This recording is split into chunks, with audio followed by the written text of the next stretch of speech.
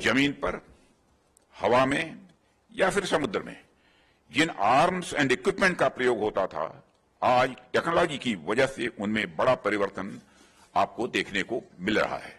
Technology ने defence sector में एक नए अनकन्वेंशनल वारफेयर को जन्म दिया है।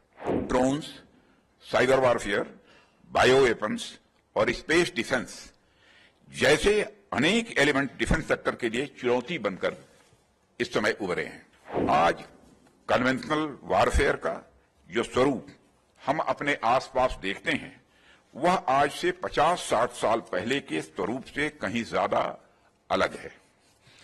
जमीन पर, हवा में या फिर समुद्र में जिन आर्म्स एंड इक्विपमेंट का प्रयोग होता था, आज टेक्नोलॉजी की वजह से उनमें बड़ा परिवर्तन आपको देखने को मिल रहा है। लेकिन साथियों, डिफेंस सेक्टर पर टेक्नोलॉजी का प्रभाव सिर्फ कन्वेंशनल वारफेयर तक ही सीमित नहीं रहा, बल्कि टेक्नोलॉजी ने डिफेंस सेक्टर में एक नए अनकन्वेंशनल वारफेयर को जन्म दिया है।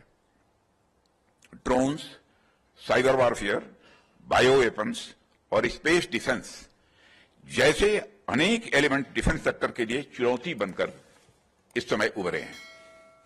ऐसी स्थिति में एक परिवर्तनकारी दौर में जिस तरह से आप डिफेंस रिसर्च एंड डेवलपमेंट के क्षेत्र में अपने कदम आगे बढ़ा रहे हैं, वह निश्चित रूप से हमारे डिफेंस सेक्टर को और भी ज्यादा सशक्त और मजबूत बनाएगा, ऐसा मेरा विश्वास है। और सबसे बड़ी बात यह है साथियों कि यह काम कोई एक संस्था, कोई एक इंस्टीट्यूशन अकेले नहीं कर रहा है, बल्कि देश के scientist, industrialist, academia, startups, MSME और हमारे यंग एंटरप्रेन्योर्स, ये सभी एक साथ मिलकर इस काम को कर रहे हैं।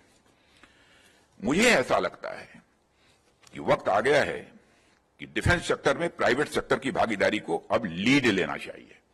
पार्टिसिपेशन की बात नहीं कर रहा हूं, बल्कि प्राइवेट सेक्टर को अब लीड लेना चाहिए। ऐसा मैं इसलिए कह रहा हूं क्योंकि प्राइवेट इंडस्ट्री के अंदर तेजी से हो रहे परिवर्तनों को न सिर्फ एब्जॉर्ब करने की क्षमता है, बल्कि नई चीजें क्रिएट करने की भी उनके अंदर क्षमता है। आज के इंडस्ट्री लीडर्स, इनोवेटर्स, एंटरप्रेन्योर्स और रिसर्चर्स इसके लिए नेचुरली प्लेस्ड हैं, और मैं मानता हूं कि आप सभी भविष्य में भी टेक्नोलॉजी के क्षेत्र में नित्य नई ऊंचाइयों को टच करेंगे। क्योंकि आज की गैदरिंग साइंस एंड टेक्नोलॉजी से जुड़े लोगों की है, तो मैं आप सबसे भी कुछ बातें कहना चाहता हूं।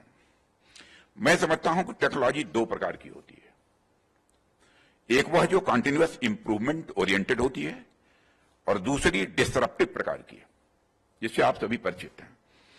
आज भारत के डिफेंस सेक्टर में दोनों ही प्रकार की टेक्नोलॉजी पर काम करने की जरूरत है। जब हम आपको नए नए चैलेंजेस देते हैं और आप उन्हें पूरा करके दिखाते हैं, तो निश्चित रूप से ही आप इंक्रीमेंटल और डिसरप्टिव दोनों प्रकार की टेक्नोलॉजी के क्रिटिकल गैप को आप फिल कर रहे होते हैं, उसके भर रहे होते हैं। मैं आपको इस बात की बधाई देना चाहूंगा कि आप डेयर टू ड्रीम और 5th एडिशन लॉन्च कर रहे हैं। यह इनिशिएटिव ठीक अपने नाम के ही अनुरूप है। हमारे युवा कुछ नया स्वप्न देखने का साहस करेंगे, तभी उस सपने तक पहुंचने का मार्ग भी प्रशस्त होगा। आज मानव सभ्यता अपने जिस पड़ाव पर है, वह हमारे पूर्वजों द्वारा देखे गए सपनों का ही एक परिणाम है। उन्होंने अगर अपने सपने नहीं देखे होते साथियों, तो मानव अब तक शायद जंगलों, पहाड़ों और गुफाओं में ही अपना जीवन बिता रहा होता। इसलिए अगर उनके सपनों ने हमें यहां तक पहुंचाया है, तो हमारी भी यह जिम्मेदारी बनती है कि इन सपनों के सहारे हम आगे बढ़ें और आने वाली पीढ़ी को और ऊंचे मुकाम तक पहुंचाएं। यह हम सबकी जिम्मेदारी बनती है। यहां मैं यह भी जरूर जोड़ना चाहूंगा कि सपने देखना या सपनों के अनुरूप इनोवेटिव सोच डेवलप करना यह कोई आसान बात नहीं है। यह हमेशा से यह मुश्किल रहा है। यदि मुश्किल न रहा होता तो हर व्यक्ति इनोवेटिव स्वाभाविक रूप से हो जाता। ऐसा क्यों है कि करोड़ों में कोई एक ही आर्यभट्ट निकलता है और जीरो की खोज करके पूरी दुनिया की गणितीय दिशा को, मैथमेटिकल डायरेक्शन को चेंज कर देता है? ऐसा क्यों होता है कि करोड़ों में कोई एक ही वराहमिहिर और एक ही चरक और कोई एक ही सुश्रुत, कोई एक ही यम विश्वेश्वरैया या कोई एक ही जैसी बसु निकलता है जो अपने ग्रेट आइडिया से रिवॉल्यूशन ला देता है। पर इसके साथ ही एक दूसरी बात भी ध्यान देने योग्य है साथियों, वह यह है कि माना कि अनकन्वेंशनल तरीके से काम करना बहुत ही कठिन होता है या किसी दैवीय कृपा से कम नहीं है, इसलिए हर कोई इनोवेशन कर भी नहीं पाता है। पर जब आप लगातार अपनी मेहनत, अपनी लगन से इसके पीछे पड़े रहते हैं तो बिना रुके, बिना थके इसकी ओर आगे बढ़ते रहते हैं और इनोवेशन आपके लिए केवल दैवीय कृपा नहीं रह जाता।